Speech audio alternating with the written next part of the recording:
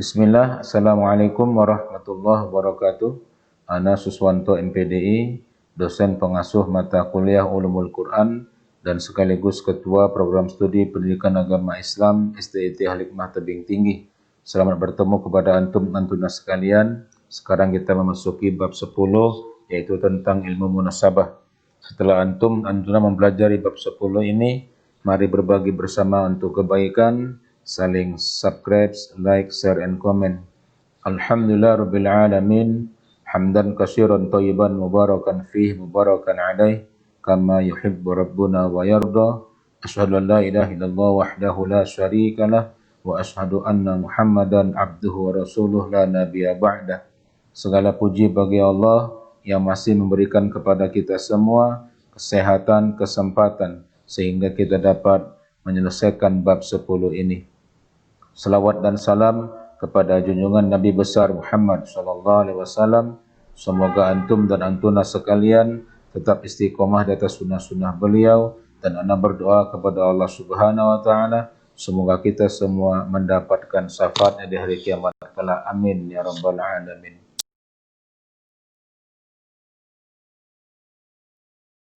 Baik antuna sekalian, sekarang kita memasuki bab 10 yaitu tentang ilmu munasabah. Berdasarkan kajian munasabah, ayat-ayat Al-Quran dianggap tidak terasing antara satu dan yang lainnya. Setiap ayat memiliki keterkaitan, hubungan, keserasian, kesesuaian, dan lain sebagainya. Inilah yang akan kita pelajari dalam ilmu munasabah.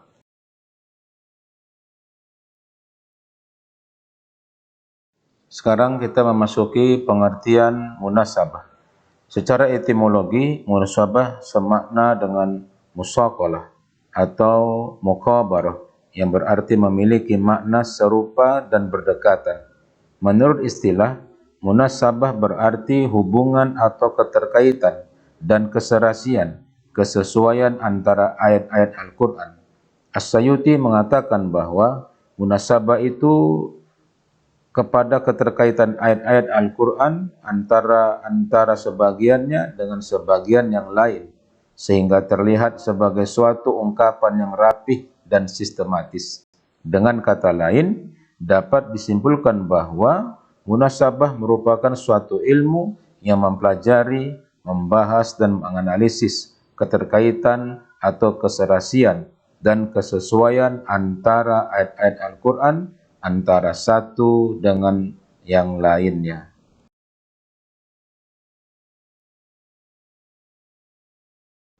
Hubungan dari setiap ayat-ayat Al-Quran terdapat antara ayat dengan ayat, antara nama surah dengan isi surah, awal surah dengan akhir surah, antara kalimat-kalimat yang terdapat dalam setiap ayat, dan lain sebagainya.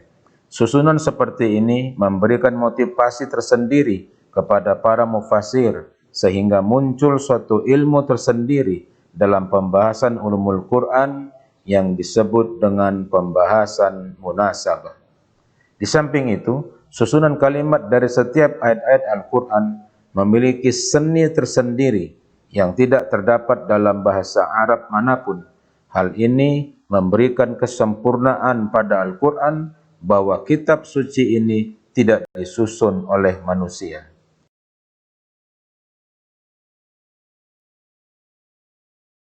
M. Yusuf menerangkan bahwa tokoh yang pertama sekali melakukan kajian terhadap ilmu munasabah ini adalah Abu Bakar An-Nasaiburi.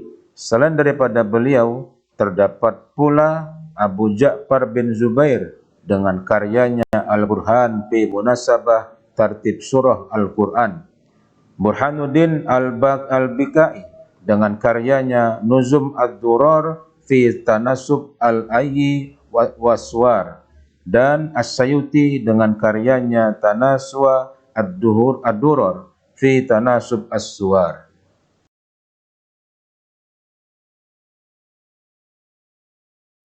Fadlur Rahman menerangkan bahwa munasabah adalah adanya keserupaan atau kedekatan di antara berbagai ayat, surah, dan kalimat yang mengakibatkan adanya hubungan antara satu dengan lainnya. Menurut M. Quraish Shihab menerangkan bahwa munasabah adalah keserasian dan kedekatan. Dari ketiga pendapat ini dapat disimpulkan bahwa munasabah memiliki arti kedekatan dan keserasian dari setiap ayat dengan ayat, surah dengan surah, ayat dengan surah, dan surah dengan ayat. Keterkaitan tersebut dapat berupa makna-maknanya dan macam-macam hubungan dalam pemikiran. Hubungan ini merupakan suatu kelogisan, bukan ketidakbenaran. Bersamaan dengan ini pula diketahui bahwa Al-Quran memiliki keistimewaan dari sudut pandang hubungan. Keterkaitan setiap ayat kepada ayat lainnya. Ilmu munasabah juga dapat membantu para ulama tafsir dalam mencari solusi dari setiap permasalahan baru yang muncul.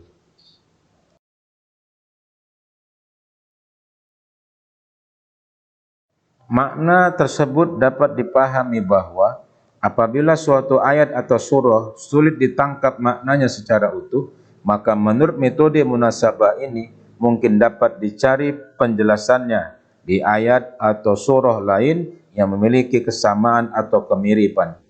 Apabila seseorang ingin memperoleh apresiasi yang utuh tentang Al-Quran, maka ia harus dipahami secara terkait antara satu dengan lainnya. Apabila Al-Quran tidak dipahami secara utuh dan menyeluruh, maka Al-Quran akan selalu kehilangan relevansinya untuk masa sekarang dan masa akan datang, sehingga Al-Quran tidak dapat menyajikan dan memenuhi kebutuhan manusia. Jika diperhatikan, ternyata urgensi ilmu munasabah semakin kelihatan dengan jelas. Suhubi Soleh, di antara keistimewaan Al-Quran, kata beliau, adalah memiliki sifat sumul, yaitu serba mencakup. Maka untuk mengetahui Al-Quran yang serba mencakup, salah satu di antaranya adalah harus melihat korelasi antara satu ayat dengan ayat lainnya dan antara satu surah dengan surah lainnya.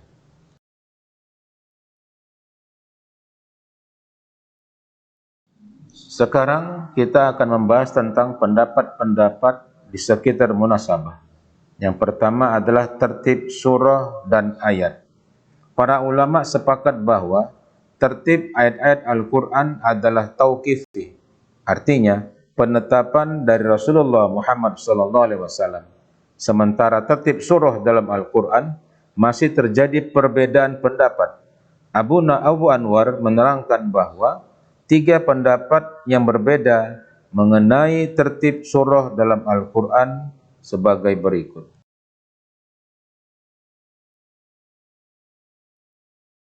Tiga pendapat Abu Anwar, yang pertama adalah tauqifi. Menurut jumhur ulama bahwa tertib surah sebagaimana dijumpai dalam mushaf sekarang ini adalah tauqifi. Pendapat pertama ini mengajukan alasan sebagai berikut. Pertama, setiap tahun Jibril datang menemui Nabi Muhammad SAW dalam rangka mendengarkan atau menyimak bacaan Al-Quran yang dilakukan oleh Nabi Muhammad SAW. Selain itu, para muraddalah yang terakhir dihadiri oleh Zaid bin Sabit, dan saat itu Nabi Muhammad membaca sesuai dengan tertib surah seperti sekarang ini.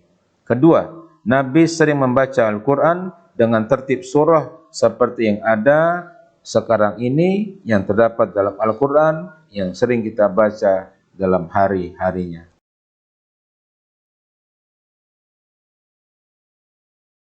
Kedua, dari pendapat Abu Anwar, yaitu ijtihadi. Kelompok kedua ini mengatakan bahwa tertib surah Al-Quran adalah ijtihadi. Alasannya, kelompok kedua ini ada tiga. Pertama, tidak ada petunjuk langsung dari Rasulullah Muhammad SAW tentang tertib surah dalam Al-Quran. Kedua, sahabat pernah mendengar Rasul membaca Al-Quran berbeda dengan susunan surah yang sekarang ini. Hal ini dibuktikan dengan munculnya 4 buah mushaf dari kalangan sahabat yang berbeda susunannya antara satu dengan lainnya. Ketiga, mushaf yang ada pada catatan sahabat berbeda-beda. Ini menunjukkan bahwa susunan surah tidak ada petunjuk resmi dari Nabi Muhammad SAW.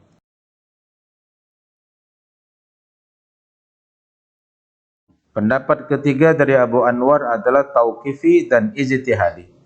Pendapat ketiga ini menyatakan bahwa tertib sebagian surah dalam Al-Quran adalah tauqifi dan sebagian lagi adalah ijtihadi. Kelompok ketiga ini memberikan alasan sebagai berikut. Ternyata tidak ada semua nama-nama surah diberikan oleh Allah Subhanahu wa taala, tetapi sebagiannya diberikan oleh Nabi Muhammad SAW dan bahkan ada yang diberikan oleh para sahabat. Adapun yang diberikan oleh Allah Subhanahu wa taala misalnya Al-Baqarah, At-Taubah, Ali Imran dan lain sebagainya. Nama surah yang diberikan oleh Nabi Muhammad SAW adalah yang Nabi sendiri menyebutkan surah tersebut seperti Toha dan Yasin. Surah yang diberi nama oleh para sahabat seperti Al-Bara'ah, yaitu surah yang tidak diawali dengan lafaz Bismillahirrahmanirrahim.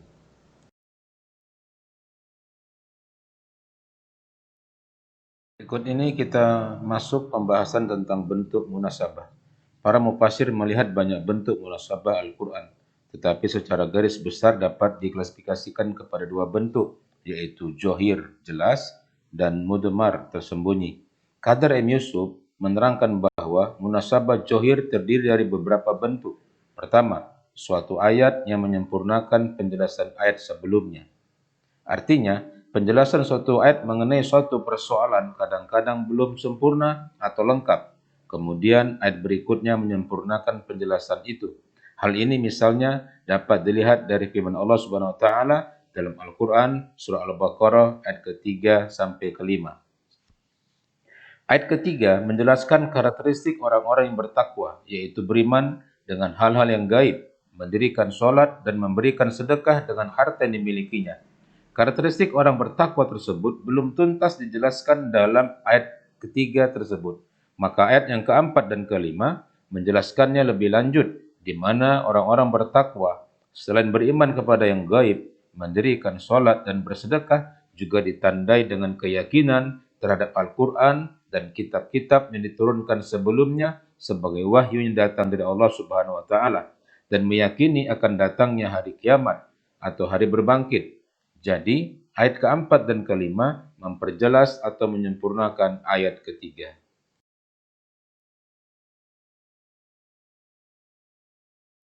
Yang kedua adalah taukid, menguatkan. Suatu ayat yang menguatkan isi kandungan ayat lainnya. Hal ini sebagai contoh terdapat dalam firman Allah Subhanahu wa taala surah Al-Baqarah ayat 149 dan 150. Ayat 149 menjelaskan keharusan berkiblat ke Masjidil Haram, dan di antara isi kandungan ayat 150 juga perintah berkiblat ke Masjidil Haram. Maka munasabah ayat 149 dan 150 adalah taukid. Ayat 150 memberikan penguatan. Di samping itu, tidak berisikan penguatan semata, akan tetapi memuat pesan-pesan lain, yaitu hikmah mengapa kiblat itu dipalingkan ke Masjidil Haram, dan menanamkan sikap kehati-hatian bagi orang beriman terhadap orang-orang kafir, serta senantiasa optimis memegang teguh ajaran Al-Quran dan tidak perlu takut kepada siapapun kecuali kepada Allah Subhanahu wa taala yang telah memberikan nikmat yang sempurna bagi hamba-hambanya.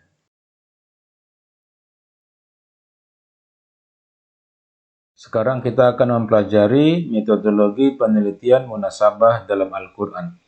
Untuk menentukan munasabah antara ayat dengan ayat, surah dengan surah, antara ayat dengan surah, harus melalui penelitian dengan mempergunakan metodologi yang tepat dan akurat. Untuk meneliti keserasian dan keterkaitan susunan ayat dengan ayat dan surah dengan ayat atau sebaliknya dalam Al-Quran, dibutuhkan pemikiran yang mendalam dengan metode yang jelas dan tegas. Menurut Umar Al-Baqai mengutip pendapat Abu Fadl tentang langkah-langkah yang harus ditempuh untuk menentukan dan meneliti munasabah dalam Al-Quran, dapat beberapa hal yang menjadi pedoman, di antaranya sebagai berikut.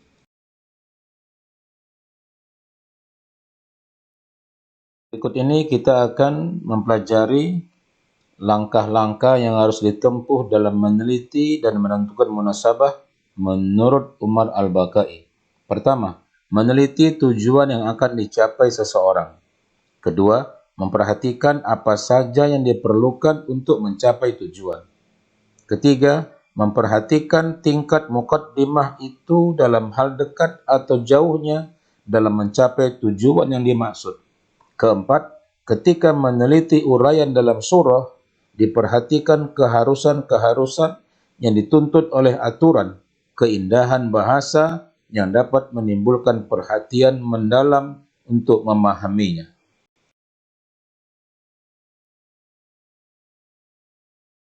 Sekarang kita akan mempelajari fungsi ilmu munasabah.